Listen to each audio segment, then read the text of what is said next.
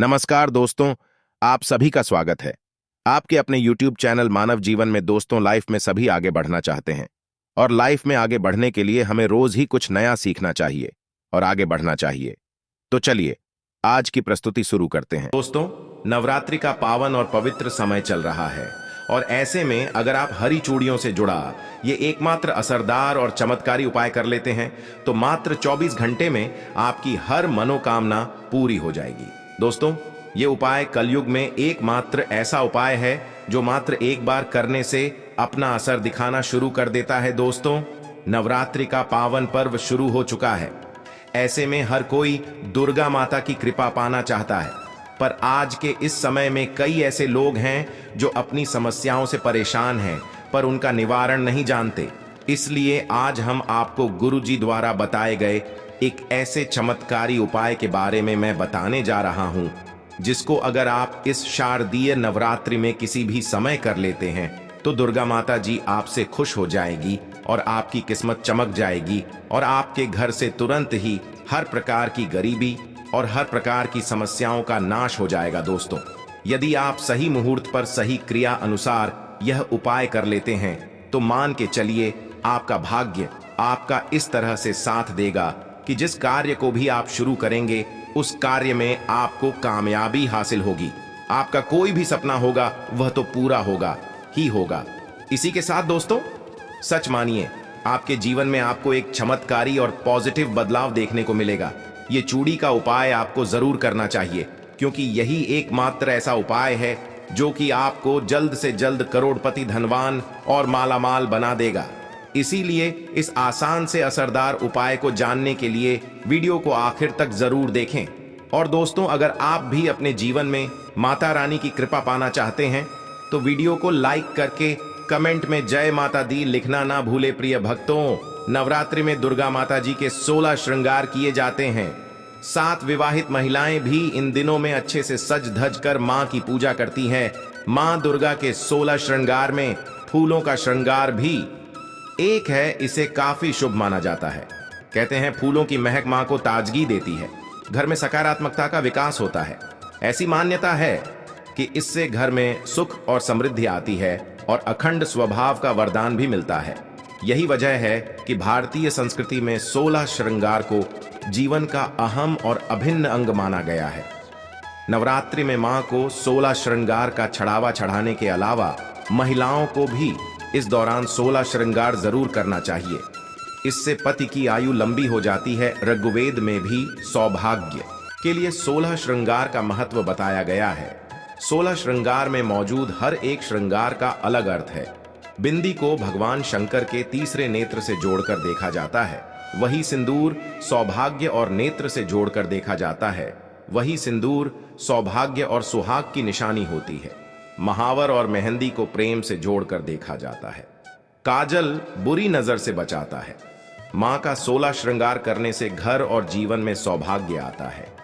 जीवन में खुशियां ही खुशियां आती हैं और जीवन साथी का स्वास्थ्य अच्छा बना रहता है। इसी तरह श्रृंगार में हरी चूड़ियों का भी अलग अलग महत्व है। दोस्तों, धार्मिक शास्त्र के अनुसार अगर आप इस नवरात्र में इन पेड़ों पर हरी चूड़ियों बांध देते हैं तो आपका दुर्भाग्य सौभाग्य में बदल जाएगा।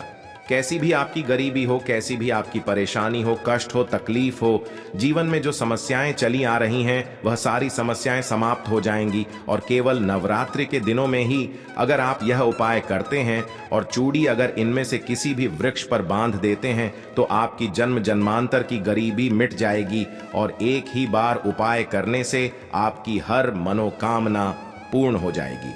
तो दोस्तों, वह वृक्ष कौन से हैं और वह उपाय क्या है, आइए जानते हैं। दोस्तों, प्रथम वृक्ष है शमी का वृक्ष। शमी के वृक्ष के बारे में ध्यान से सुनिए। शमी का वृक्ष माता पार्वती एवं भगवान भोलेनाथ जी का मिश्रित रूप कहा जाता है। दोस्तों, शमी के वृक्ष को उमा महेश्वर भी कहा गया है और नवरात्रि के दिनों में शमी के वृक्ष पर माता पार्वती और भगवान भोलेनाथ जी का वास माना जाता है। इसलिए नवरात्रि में संध्या काल के समय इस वृक्ष को छूने से सभी दोष, कष्ट, परेशानियां समाप्त हो जाती हैं। दोस्तों, नवरात्रि में किसी भी दिन शमी वृक्ष की जड़ पर अगर कच्चा दूध डाला जाए तो भगवान भोलेनाथ जी शीघ्र प्रसन्न होते हैं। एवं माता पार्वती जी का खूब आशीर्वाद प्राप्त होता है। दोस्तों, शमी का वृक्ष जिस घर में लगा होता है उस घर में कल्याण हो जाते हैं और सभी प्रकार के भौतिक सुखों की प्राप्ति होती है। तो दोस्तों, नवरात्रि में किसी भी दिन शमी वृक्ष पर उमा महेश्वर का ध्यान करते हुए 2 जोड़ी हरी चूड़ी जरूर बांधे। ऐसा करने से सभी प्रकार के भौतिक सुखों की प्राप्ति होती है। और अगर आप शमी के पत्ते भगवान भोलेनाथ जी के पूजन में उन्हें चढ़ाते हैं तो इससे आपके घर में माता लक्ष्मी जी स्वयं वास करने आती है और महादेव खुद चलकर आपके घर में वास करने आती हैं और आपका कैसा भी दर्द रहता हो, कैसी भी गरीबी हो, कैसी भी परेशानी हो, सब समाप्त हो जाती है। दोस्तों, दूसरा वृक्ष है धतूरे का वृक्ष। दोस्तों, धतूरे का वृक्ष भगवान शिव का रूप माना गया है। इस वृक्ष पर स्वयं काल भैरव के अंश से उत्पन्न हुआ है, ऐसा माना जाता है। दोस्तों, शिवलिंग पर धतूरे का पत्ता पुष्प चढ़ाने से राहु केतु के दुष्प्रभाव से बचे रहते हैं। और दोस्तों, आप नवरात्रि में किसी भी दिन धतूरे के वृक्ष पर अगर 2 जोड़ी हरी चूड़ी बांधते हैं तो आपको शत्रु से छुटकारा मिलता है एवं शत्रु का सर्वनाश होता है। इसलिए दोस्तों, धतूरे का वृक्ष आपको अपने आसपास कहीं पर भी मिल जाएगा। तो इस वृक्ष पर आपको 1 जोड़ी या फिर 2 जोड़ी हरी चूड़ियां जरूर बांध कर आनी है। दोस्तों, तीसरा वृक्ष है बेल पत्र यानी बेल का वृक्ष। दोस्तों, वृक्ष पर स्वयं महादेव और माता पार्वती वास करती है।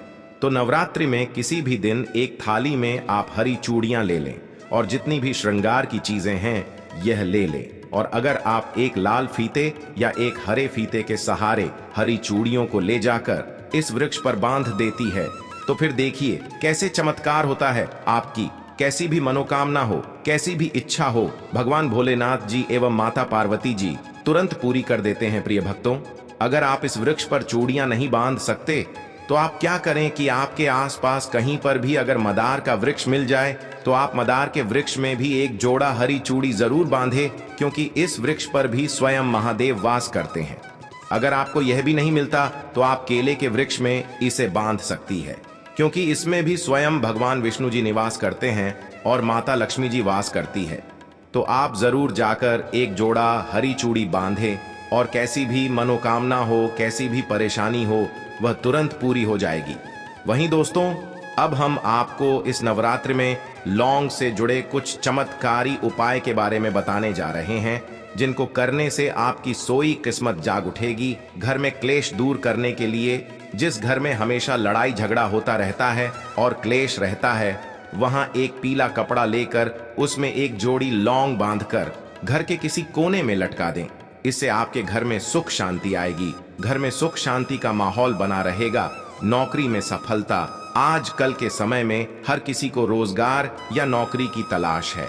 काफी समय प्रयास करने के बाद भी जब असफलता हाथ लगती है तो इंसान मायूस हो जाता है।